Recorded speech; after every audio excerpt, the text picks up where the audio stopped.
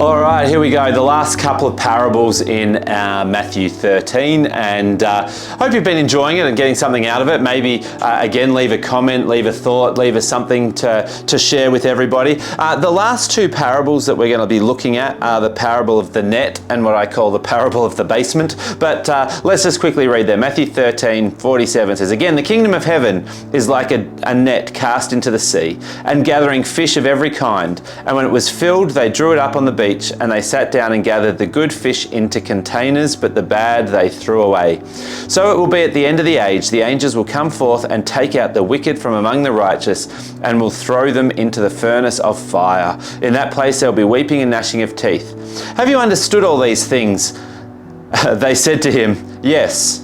I think that's lies. But anyway, they said to him, "Yes." And Jesus said to them, "Therefore, every scribe who has become a disciple of the kingdom of heaven is like the head of a household who brings out of his treasure things new and old." The kingdom of heaven is like a net. All right. So what we've got, obviously, again, based off last week, God is a merchant, God is the person, God is the baker, God is the farmer, God is the sower. So God is the fisherman.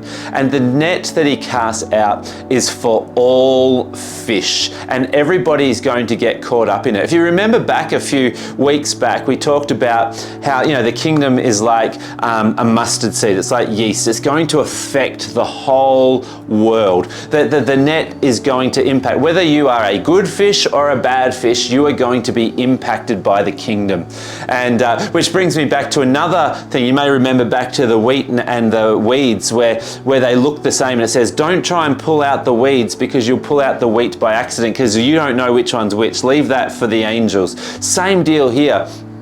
The fish all come out together, but it's the angels who separate the good fish from the bad fish, because again, they know the difference. We don't know the difference. And if we start separating good fish from bad fish, we're going to get it all muddled up, and some of the good fish will go and we'll keep some of the bad fish and all that stuff. So you can see in this final sort of parable, or the main sort of thing, that Jesus is kind of pulling all the other parables together into one summary kind of parable. The ultimate of poking and prodding and provoking and challenging us into trying to grow and learn. To those who have ears to hear and eyes to see, that those who wish to be taught, it's all brought into this space. The other thing that's worth mentioning is some of the rhetoric that Jesus pulls out. So when it talks about the end of the age, we kind of think in our Western world mindset that he's talking about at the end times kind of theology. Well, it's not actually quite right. We're not in the Jewish context. Zoe Anios is the Greek, which means the end of the age, but that end of the age doesn't mean eternity, if you like, in that sense, or the next reality.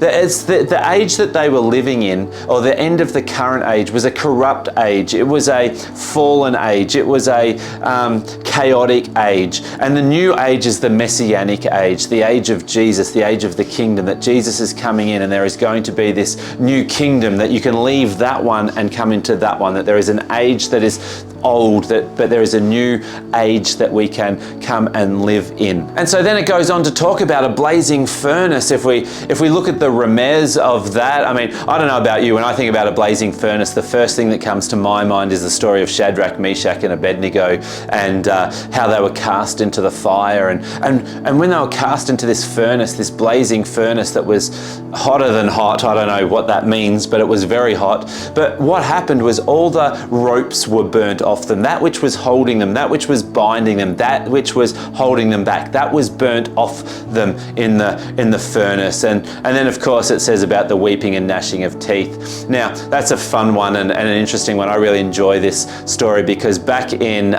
Kings, I believe it is, we hear about King Josiah, and what they were doing is, there was this place with the god Molech, and there was this big metal statue with a fire in it, and his hands were out like this, and you would place your child child, 10-year-old sort of child in there, and it would leave because it was red hot from the fire, it would leave a mark on the child. And if the child lived, it was acceptable to Molech, and if it died, it was a sacrifice to Molech. And so when Josiah was 8, so approaching this sort of 10 years old, he goes looking through the old scriptures and finds that God is not like that. And so they tear down Molech. And but what do you do with the land of such savagery, of such murder, of such awfulness? Well, you turn it into a rubbish dump. And the rubbish dump became this place. It was the public rubbish dump, which had on it brimstone on it. So it became a place that was on fire. It had brimstone, and the brimstone was stopped the smells and the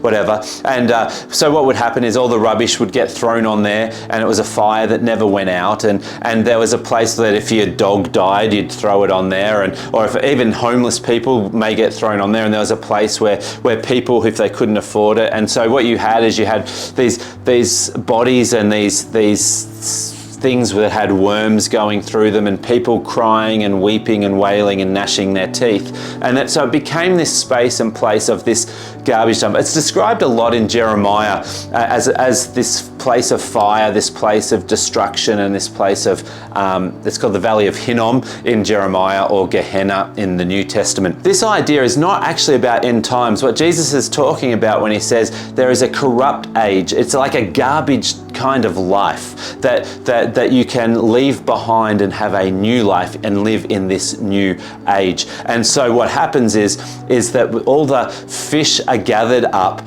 the good and the bad are thrown into the furnace. What does that mean? The bad have the ropes burnt off, have that which binds them burnt off. And but if they don't accept it, then you've got this idea of the weeping and gnashing of teeth. In other words, that you've got a kingdom life which is going to give life and life to the full, but you've got this other age, this other kingdom, this other life, which is kind of a bit of a garbage kind of life. So I know that's a lot in a very short period of time, and there's a lot in there to wrestle around, and maybe you need to watch it again and do your own research by all means. And but it's interesting actually, I find, because after that Jesus makes this statement to kind of close off the whole narrative, and it's this idea that when the teacher becomes the disciple, and so hang on, what? That doesn't happen. Rabbis don't become disciples. Rabbis have disciples. But in this new kingdom, everybody is a learner. We have to keep learning. We have to keep growing. And it kind of works like this. It works like somebody who has a house, and in their basement, they start bringing out all their old stuff. But as they're bringing out all their old stuff, they also find that there's some new stuff in there as well. They don't do away with all the old stuff. They just bring some of the new stuff with it. And as they need to replace some of the old stuff with some of the new stuff,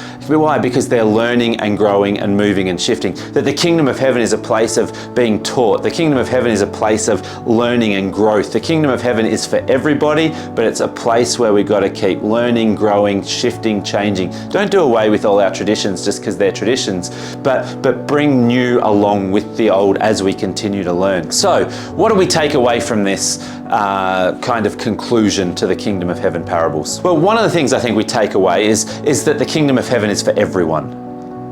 I think another potential takeaway is that there are choices to be made, and I don't always think that we know what the choices are. You know, we've got our ideas, you know, if somebody lives in the kingdom looks like that and someone who doesn't lives like that.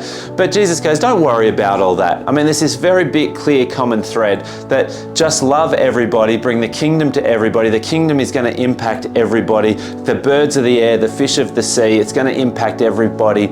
And just worry about that. Don't worry about trying to separate good from evil, but just bring life wherever you go. Maybe another thought that we might come out is, do you know your value? Do you know who God is? Do you know your value? Do you know our value? Do you know the value of everyone around you? I think these are some really great sort of observations to take. What does the kingdom of heaven look like to you? And in fact, as we go into the next section, section 4 of our 5-part breakup of Matthew, we're actually going to look a little bit more at that. And so rather than jumping ahead, let's leave it there. And next week we'll look at section 4 and we'll go from there. So again, make sure you're writing down some comments, some thoughts. There's a lot in there. I know it's only been a few minutes, but there's a lot thrown in. So if that makes sense, awesome. If it doesn't, I don't know what to tell you, but we'll see you next week. Love you. Bye-bye.